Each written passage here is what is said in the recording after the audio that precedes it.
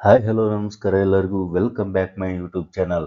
ಈ ವಿಡಿಯೋ ಚಿಕ್ಕ ವಿಡಿಯೋ ಆದರೂ ಕೂಡ ನಿಮಗೆ ದೊಡ್ಡದಾದಂಥ ಮಾಹಿತಿಯನ್ನು ನೀಡತಕ್ಕಂತಹ ಯಶಸ್ವಿಗೆ ಸಂಬಂಧಿಸಿದಂತಹ ನ್ಯೂ ಅಪ್ಡೇಟ್ ಆಗಿದೆ ಸ್ನೇಹಿತರೆ.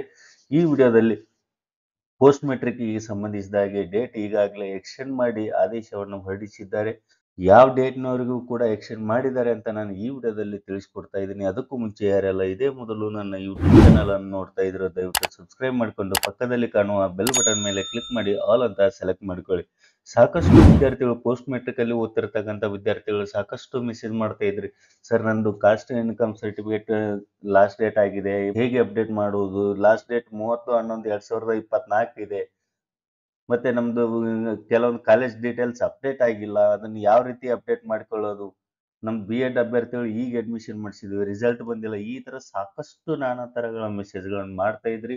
ಅಂತಹ ವಿದ್ಯಾರ್ಥಿಗಳಿಗೆ ಇದೊಂದು ಸಿಹಿ ಸುದ್ದಿ ಅಂತಾನೆ ಹೇಳ್ಬೋದು. SSPಯಲ್ಲಿ ಆನ್ಲೈನ್ ಅರ್ಜಿ ಸಲ್ಲಿಸಲು ಇನ್ನೂ ಡೇಟ್ ಅನ್ನ ಎಕ್ಸ್ಟೆಂಡ್ ಮಾಡಿರುವಂತದ್ದು. ಸೊ ಇಲ್ಲಿ ನೀವು ನೋಡ್ತಾ ಇರಬಹುದು, ಮೊದಲು ಹಿಂದುಳಿದ ಕಲ್ಯಾಣ ಇಲಾಖೆ PUC ITI ಡಿಪ್ಲೊಮಾ ಸಾಮಾನ್ಯ ಪದವಿ ಕೋರ್ಸ್ಗಳಿಗೆ ಅರ್ಜಿ ಸಲ್ಲಿಸಲು ಕೊನೆಯ ದಿನಾಂಕ 30/11/2024 ಅಂತ, ಅಂದ್ರೆ ನಿನ್ನೆ ದಿನ ಕೊನೆಯ ದಿನಾಂಕ ಆಗಿತ್ತು. ಇಲ್ಲಿ ಕೂಡ ಸ್ನಾತಕೋತ್ತರ ಪದವಿ ವೃತ್ತಿಪರ ಕೋರ್ಸ್ಗಳಿಗೆ 30/11/2024 ಆಗಿತ್ತು. ಆದರೆ ರಾಜ್ಯದ ಎಲ್ಲ ಪೋಸ್ಟ್ ಮೆಟ್ರಿಕ್ ಅಲ್ಲಿ ಓದ್ತಿರ್ತಕ್ಕಂಥ ವಿದ್ಯಾರ್ಥಿಗಳಿಗೆ ಈ ವಿಡಿಯೋ ಒಂದು ಬಿಗ್ ಅಪ್ಡೇಟ್ ಅಂತಾನೆ ಹೇಳ್ಬೋದು. ಯಾಕಪ್ಪ ಅಂತಂದ್ರೆ ಡೇಟ್ ಅನ್ನ SSP ಒಂದು ಕಾಲಾವಧಿಯನ್ನ ಎಕ್ಸ್ಟೆಂಡ್ ಮಾಡಿದ್ದಾರೆ. ಇಲ್ಲಿ ನೀವು ನೋಡ್ತಾ ಇರಬಹುದು, ಹಿಂದುಳಿದ ಕಲ್ಯಾಣ ಇಲಾಖೆಯ ಮೆಟ್ರಿಕ್ ನಂತರದ ವಿದ್ಯಾರ್ಥಿ ವೇತನಕ್ಕೆ ಅರ್ಜಿ ಸಲ್ಲಿಸಲು ಕೊನೆಯ ದಿನಾಂಕ 20/12/2024 ಅಂತ ಎಕ್ಸ್ಟೆಂಡ್ ಮಾಡಿದ್ದಾರೆ. ಅಂದ್ರೆ ಸುಮಾರು 20 ದಿನಗಳ ಒಂದು ಕಾಲಾವಕಾಶವನ್ನು ಕೊಟ್ಟಿದ್ದಾರೆ. ಇದು ಒಳ್ಳೆ ಮಾಹಿತಿ ಅಂತಾನೆ ಹೇಳ್ಬೋದು. ಯಾಕಪ್ಪ ಅಂತಂದ್ರೆ ಸಾಕಷ್ಟು ವಿದ್ಯಾರ್ಥಿಗಳು 2024-25ನೇ ಸಾಲಿಗೆ ಸ್ಕಾಲರ್ಶಿಪ್ ದಿಂದ ವಂಚಿತರಾಗ್ತಾ ಇದ್ರು. ಸೊ ಅಂತ ವಿದ್ಯಾರ್ಥಿಗಳು ಯಾರೆಲ್ಲ ಇದ್ದೀರೋ, ಇನ್ನು ಯಾರೆಲ್ಲ ಡಾಕ್ಯುಮೆಂಟ್ಸ್ ಗಳನ್ನ ಸರಿಪಡಿಸಿಕೊಂಡು ಅರ್ಜಿಯನ್ನ ಸಲ್ಲಿಸಬೇಕಂತಿದ್ರು, ಇನ್ನು ಯಾರೆಲ್ಲ ಕಾಲೇಜ್ ಡೀಟೇಲ್ಸ್ ಫ್ಯಾಚ್ ಆಗಿಲ್ಲ, ಅಂತಹ ವಿದ್ಯಾರ್ಥಿಗಳು ನಿಮ್ ಕಾಲೇಜಲ್ಲಿ ಬೋರ್ಡ್ ಅಲ್ಲಿ ಹೋಗಿ ಅದರ ಮಾಹಿತಿಯನ್ನು ಮುಟ್ಟಿಸಿ ಫ್ಯಾಚ್ ಮಾಡಿಕೊಂಡು ನೀವು ಕೂಡ ಈ ಒಂದು ಸೌಲಭ್ಯವನ್ನ ಪಡೆದುಕೊಳ್ಳ್ರಿ.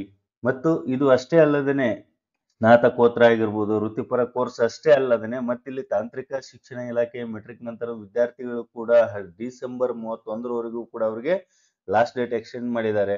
ಆಮೇಲೆ ಕರ್ನಾಟಕ ರಾಜ್ಯ ಬ್ರಾಹ್ಮಣ ಅಭಿವೃದ್ಧಿ ಮಂಡಳಿಯ ಮೆಟ್ರಿಕ್ ನಂತರದ ವಿದ್ಯಾರ್ಥಿ ವೇತನಕ್ಕೆ ಕೂಡ ಡಿಸೆಂಬರ್ 31ರವರೆಗೂ ಕೂಡ ಅವ್ರಿಗೂ ಕೂಡ ಅಪ್ಡೇಟ್ ಮಾಡಿದ್ದಾರೆ. ಕಾರ್ಮಿಕ ಇಲಾಖೆಯ ಮೆಟ್ರಿಕ್ ನಂತರದ ವಿದ್ಯಾರ್ಥಿ ವೇತನಕ್ಕೆ ಅವ್ರಿಗೂ ಅರ್ಜಿ ಸಲ್ಲಿಸಲಿಕ್ಕೆ ಡಿಸೆಂಬರ್ 31ರವರೆಗೂ ಕೂಡ ಅವ್ರಿಗೂ ಕಾಲಾವಕಾಶವನ್ನು ಕೊಟ್ಟಿದ್ದಾರೆ.